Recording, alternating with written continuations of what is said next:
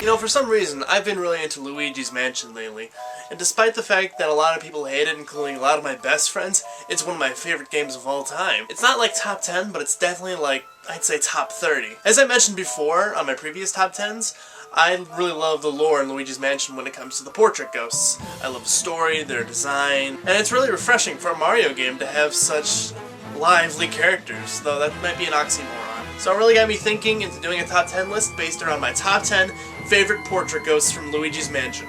Now, the top 10 list isn't totally based on which ghosts are like the strongest or which ones are the best. It's just really my opinion, my personal favorite top 10 ghosts, because I've written so much lore about them on the Mario wikis, I've done a lot of research on them, a lot of theorizing, and it's really been fun for me like the last 10 years, and I really want to share my opinion on some of these ghosts with you, so here we go.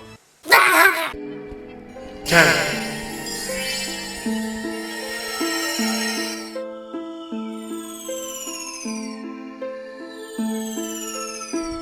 Most other portrait ghosts in the game tend to be much younger than old Nana here, and perhaps it's for good reason. A good majority of them died very unfortunate deaths at very unfortunate times in their lives. Nana is one of the few ghosts that lived a full life, and hence gives her reasoning to be a very experienced and a tough ghost to capture. She is found smack dabbed in Area 3, where she appears frail and innocent, at least until you knock over her balls of yarn and she proceeds to run you over with her rocking chair, and then shoots lasers from her eyes at you. If you manage to capture her in a gold portrait, which is actually kind of difficult, her painting resembles that of the Scream, which is very creepy, yet very cool. 9. Slim is one of the more chilled and laid back of the portrait ghosts. You'll find him in the billiards room in Area 3, where he consistently breaks the cue in an eternal game of pool. After he breaks the cue, you suck up his billiards and proceed to shoot him with his own living/dying passion. What I enjoy about Slim is that he doesn't want to harm Luigi in any way, or at least intentionally. I like the way he's dressed, and also the fact that he isn't required to be captured in order to beat the game. He's also one of the ghosts who I can never seem to get a gold portrait on, but it's okay because I think his silver portrait looks way more fitting for his style anyway. And in my opinion, it's actually probably the coolest portrait in the game overall. 8.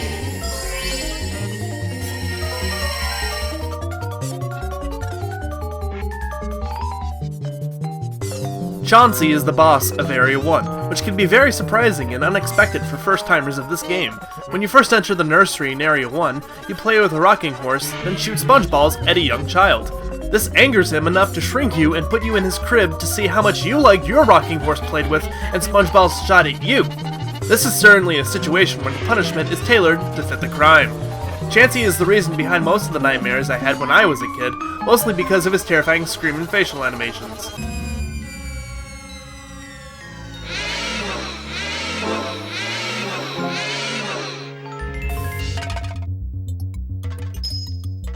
But when I grew up, I sucked up the giant baby with a vacuum cleaner, and I faced my fears with ease.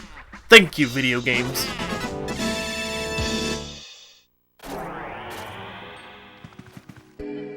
7.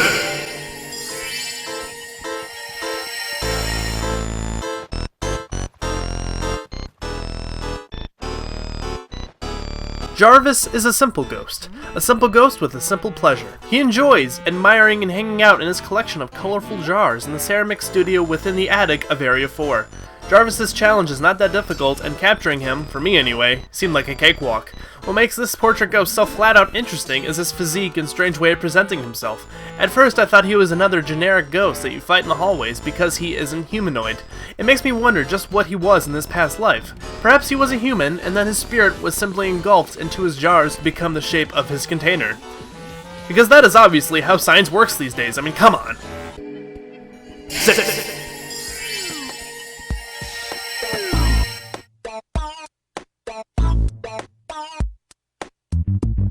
Sir Weston is the third to last portrait ghost you encounter in the game. In Area 4, down in the dungeons, there's an area called the Cold Storage. Inside is an empty, frigid freezer with a man encased in a giant ice block. Apparently, according to his biography, Sir Weston hasn't warmed up to the idea of being a ghost, and hence keeps himself trapped in ice to symbolize his repression. When Luigi breaks him free with the fire element, he doesn't appear happy about it. He tries to end Luigi via rising glaciers and falling icicles. What makes Sir Weston challenging for some is the slippery terrain, which isn't present anywhere else in the game. This hinders your pull on Weston when you try to capture him and could cause you to slide right into the path of a falling icicle. A worthy adversary indeed.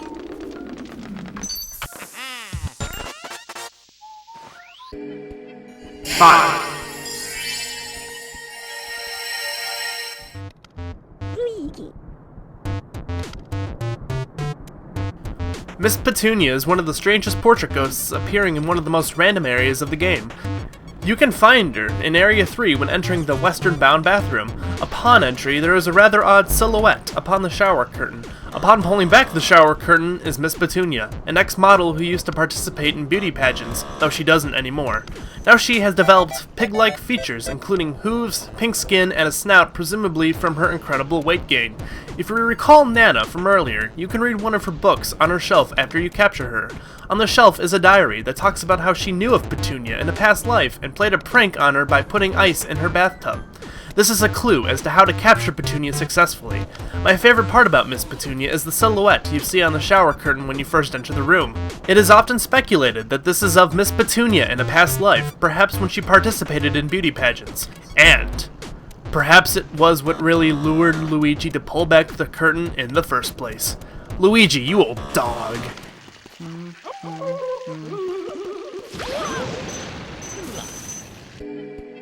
4.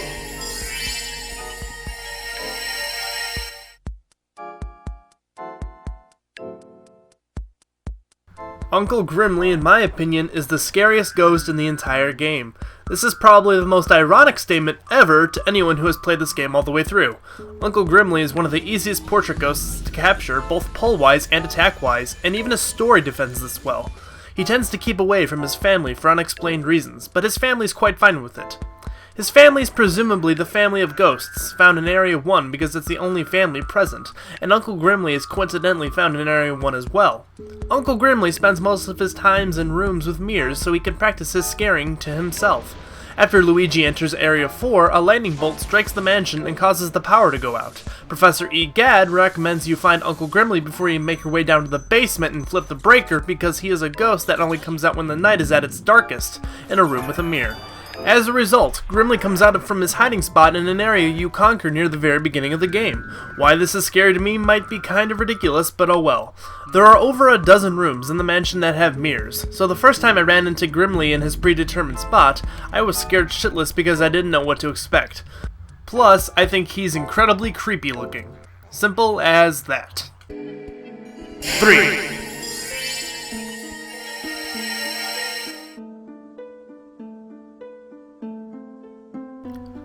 Sue P. is a girl that made me freak the f*** out when I was 7. Sue P. sleeps in the guest room, located on the second floor in Area 4. When you enter the room, you'll notice that the entire room is flipped upside down, as well as Sue P.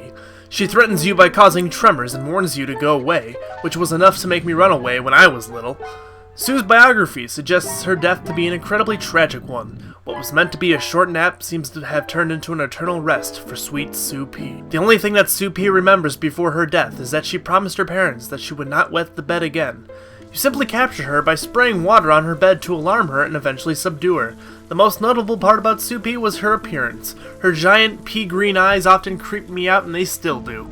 What's also notable is that once you capture her and leave the room flips back right side up. Creepy indeed. 2. I'm going to try and make this fairly clear, hopefully without creating confusion. Bogmire has been and always will be my favorite portrait ghost in Luigi's Mansion. Then why isn't he number 1, you might ask? I don't know, so shut up! All jokes aside, it's probably because I wanted a human ghost at the top in respect to the uniqueness of the game as a whole. With that being said, Bogmire is a legitimate-ass ghost that comes out of the graveyard at the end of Area 2.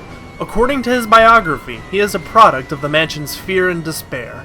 This makes him a ghost who was born and destined to be the gosh darn gloomiest ghost in the world. What's really unique about Bogmire, aside from him being an area boss, is that he is the only ghost in the entire game, besides Jarvis, who you can't scan for a heart hint, suggesting he was never alive to begin with.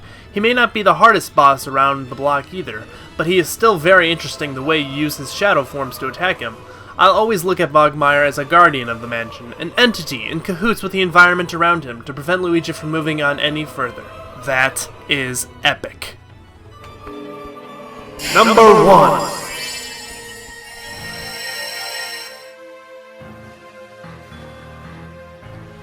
Melody Pianisma is the beautiful pianist that resides in the conservatory found in Area 2. Before entering the conservatory, it's important to note that you can hear her piano playing as you walk by her door, hinting as to what is on the other side. Outside of her door as well is the lonely butler Shivers, who paces back and forth trying to figure out ways to get Melody to fall in love with him, despite her dismissing his affections on multiple accounts.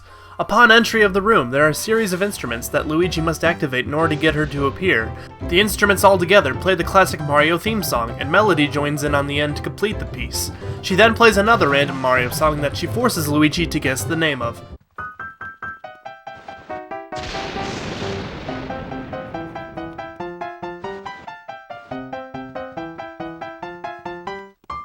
She then attacks Luigi with her music sheets and plays a very climactic sonata in the process.